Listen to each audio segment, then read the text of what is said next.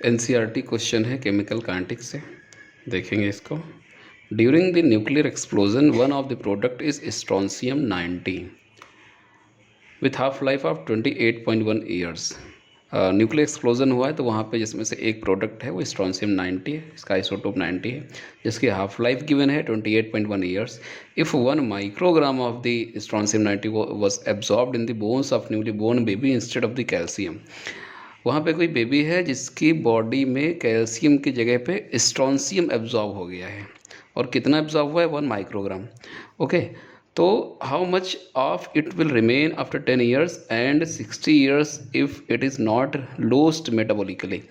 तो क्वेश्चन ये है कि अगर ये जो स्ट्रोंशियम एब्जॉर्ब हुआ है वो मेटाबॉलिकली बॉडी से रिलीज़ नहीं हो रहा है, मतलब बॉडी उसको रिलीज़ नहीं कर पा रही खुद से, तो जब बेबी हमारा 10 ईयर्स का होगा तो उसकी बॉडी में कितना बचेगा, और जब वो 60 ईयर्स का होगा तब उसकी बॉडी में कितना बचेगा, ये हमको निकालना है।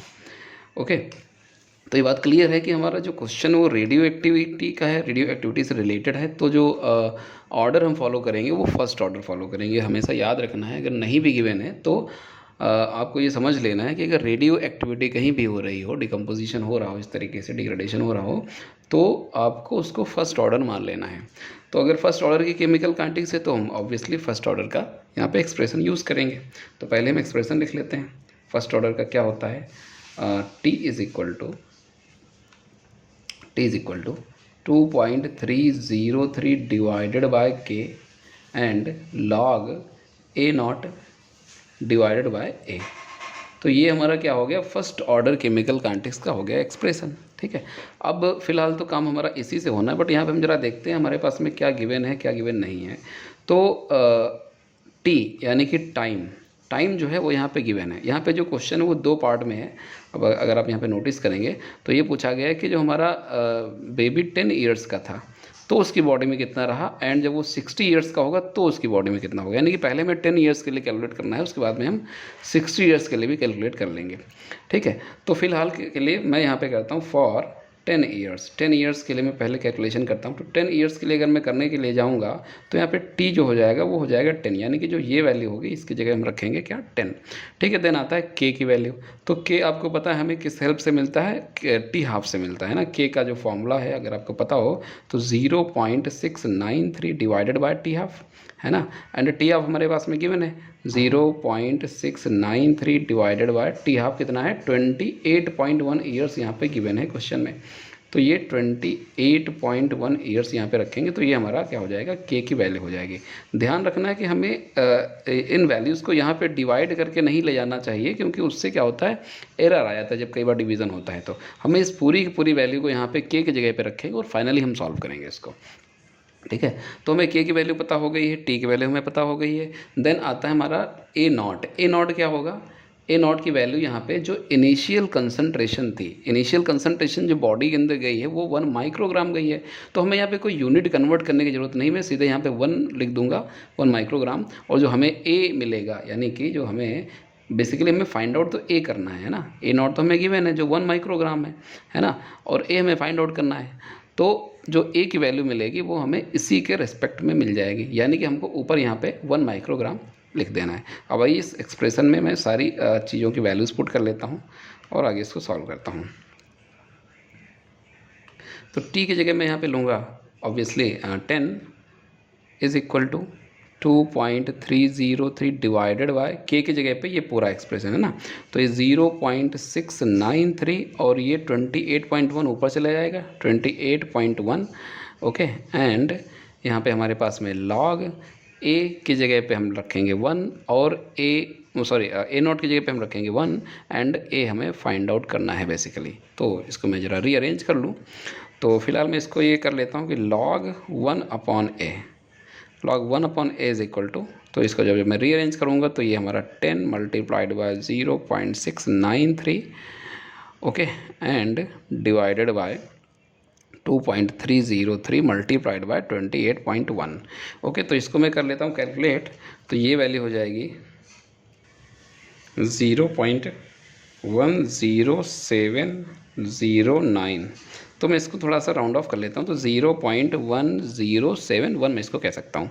ये वैल्यू है क्या, ये है log 1/a। ओके, अब हमें इसको आगे सॉल्व करना पड़ेगा log 1/a को। तो इसको मैं बोल दूंगा log, ये जो log 1/a है इसमें मैं फॉर्मूला अप्लाई कर दूंगा log a/b is equal to log a minus log b, है ना। तो मुझे यहाँ पे मिलने वाला है log 1 माइनस log a, है ना, इज इक्वल टू 0.1071। ठीक है, अब इसको मैं इरेज करके तब करता हूँ।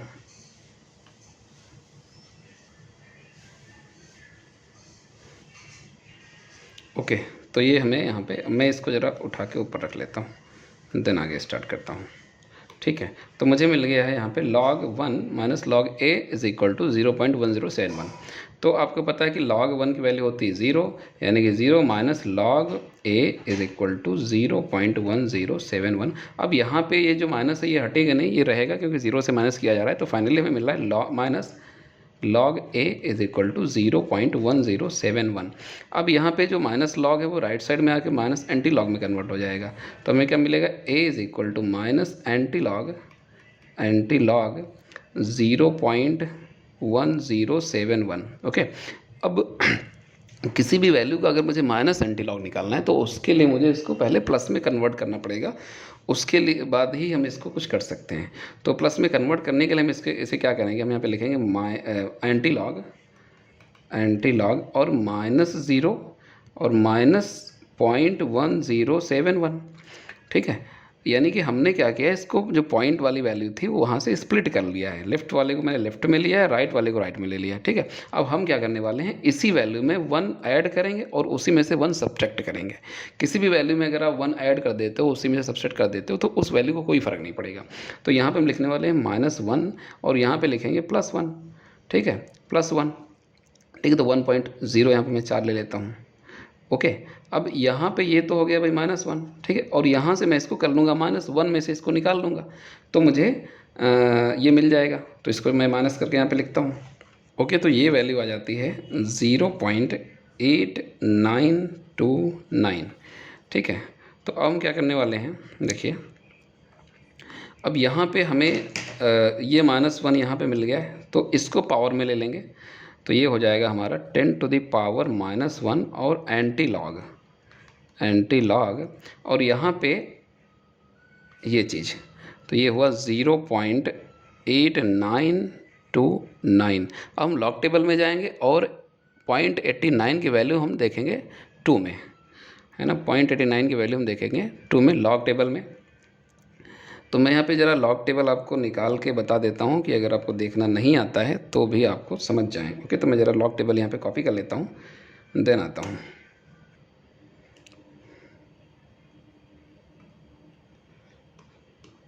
तो यहाँ पे देखिए हमारे पास में एंटी लॉग टेबल है, जहाँ पे वैल्यूज़ आप यहाँ पे देखेंगे ऐसे गिवन है, यहाँ पे अपना n मतलब नंबर, फिर 0 1 2 3 4 6 7 ऐसे, है ना, और फिर वापस 1 2 3। तो यहाँ पे हमारे पास में लॉग टेबल जिसमें वैल्यू सारी आपको पॉइंट में मिल रही हैं, है ना। तो हमें जो वैल्यू देखनी है वो ज़रा हम ओपन करते हैं, कौन सी वैल्यू हमको देखनी है। तो हमको देखनी है क्या, ये वैल्यू 0.89, ये हमें देखना है 0.89 की वैल्यू 29 में देखना है। ठीक है, 0.89 की वैल्यू 2 में देखना है, 0.89 की वैल्यू 2 में देखना है। तो मैं इसको पूरा ही कॉपी कर लेता हूँ, 0.8929। तो ये हमारे पास में 0.8929 इसका हमें देखना है। ठीक है, 0.8929। तो हम यहाँ पे पहले 0.89 पे पहुँचते हैं। 0.89 के लिए इधर नेक्स्ट पेज पे है ये।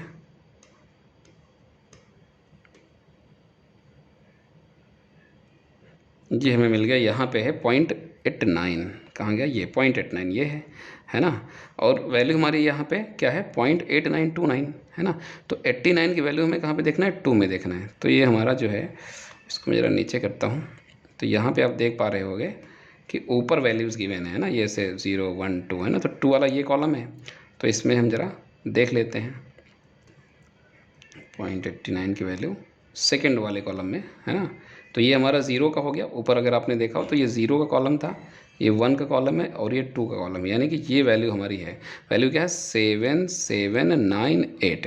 ठीक है, अब हमारे पास में हमने 89 की वैल्यू 2 में देख लिया, उस आगे भी 9 है, यानी कि अब हम क्या करेंगे, इसको मीन डिफरेंस में देखेंगे।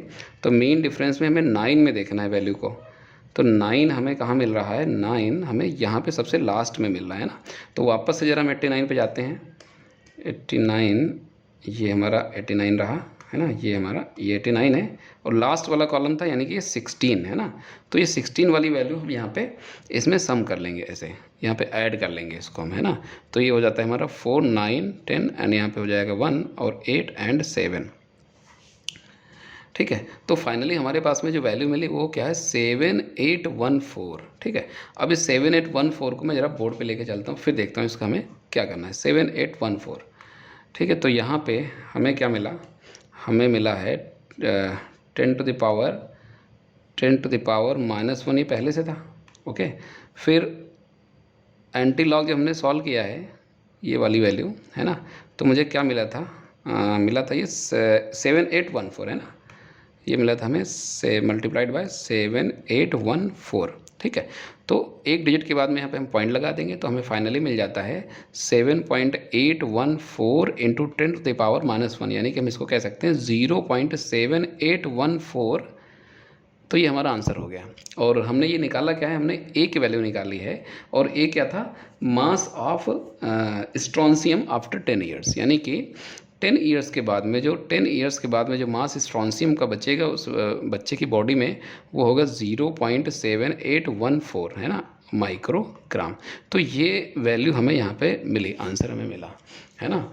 तो कहने का मतलब ये हुआ कि जो हमारा बॉडी बेबी 10 ईयर्स का होगा तो उसकी बॉडी में जो स्ट्रॉन्सियम होगा वो 0.7814 माइक्रोग्राम रहेगा, है ना। तो इसके आगे भी क्वेश्चन पूछा गया था। क्वेश्चन ये था कि अगर वो 60 ईयर्स का हो जाता है तो कितना उसकी बॉडी के अंदर बचेगा। तो वैसे आप उसको निकाल सकते हो, बट मैं आपको यहाँ पे करके एक बार वापस से दिखा देता हूँ। ठीक है, तो ये पूरा मैं इरेज करके तब मैं 60 ईयर्स के लिए कैलकुलेट कर लेता हूँ। ओके, तो 60 ईयर्स के लिए t इज़ इक्वल टू 60 के लिए मैं निकाल लेता हूँ। फॉर्मूला हमारा वही है ना, t is equal to 2.303 divided by k and log a not divided by a, है ना। तो यहाँ पे खाली 60 आ जाएगा, बाकी सब वही रहेगा। तो चूँकि मैंने इरेज कर दिया तो वापस से मुझे पूरा ही करना पड़ेगा। ओके, तो k is equal to 0.693 divided by 28.1, ये k की वैल्यू हो गई। ओके, बाकी मैं यहाँ पे सब एक्सप्रेशन में रख लेता हूँ। t की जगह मैं रखूँगा 60 is equal to 2.303 divided by k की जगह 0.693। ओके, एंड ऊपर हमारा आया 28.1, और यहाँ पे आ जाएगा log, और a नॉट तो हमारा वही रहेगा, है ना, जो इनिशियल कंसंट्रेशन वो तो 1 ही है, और यहाँ पे हमें a निकालना है। ठीक है, तो इसको मैं रीअरेंज कर लेता हूँ। ओके, तो यहाँ पे मुझे मिल रहा है log 1/a is equal to, ये पूरा इधर चला जाएगा तो ये हो जाएगा 60 multiplied by 0.693 divided bye 2.303 multiplied by 28.1। तो अगर मैं इसको सॉल्व कर लेता हूँ तो मुझे यहाँ पे मिल जाएगा, तो ये आंसर हमारा आ रहा है 0.64 एंड 25। ठीक है, तो मैं इसको ले लेता हूँ राउंड ऑफ करके 0.64। ठीक है, ये क्या है, ये है हमारा log 1/a। अब वैसे ही करेंगे जैसे उधर किया था, तो क्या हो जाएगा, log 1 minus log a is equal to 0.64। log 1 की वैल्यू 0, तो यहाँ पे 0 मैं इसको हटा ही देता हूँ, सॉरी मतलब नहीं है। फाइनली हमारे पास में मिल रहा है minus log a is equal to 0.64, है ना। अब यहाँ पे वापस से वही एंटी लॉग आ जाएगा, तो इसको मैं इरेज करके फिर से इसको मैं आपको सॉल्व करके दिखाता हूँ।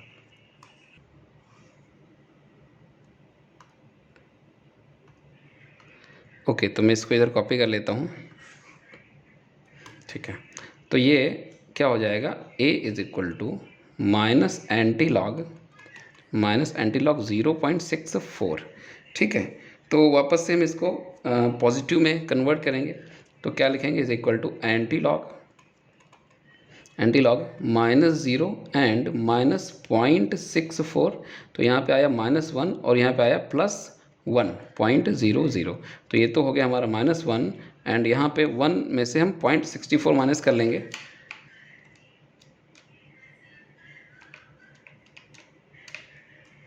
तो ये हमारा आ गया 0.36। ये वैल्यू है पॉजिटिव की, तो हम यहाँ पे लिखने वाले हैं कि 10⁻⁻1, ये पावर में चला गया, एंटी लॉग 0.36। अब हमें 0.36 का एंटी लॉग निकालना है, आगे कुछ वैल्यू है नहीं तो हम यहाँ पे 0 कंसीडर कर सकते हैं। टेबल में जाएंगे, 0.36 की वैल्यू हम देखेंगे 0 में। तो आइए टेबल पे चलते हैं।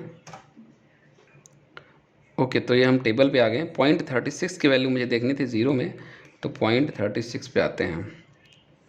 0.36 कहाँ, ये ऊपर हमें मिल गया 0.36। अब मैं ज़रा पेन ओपन कर लेता हूँ।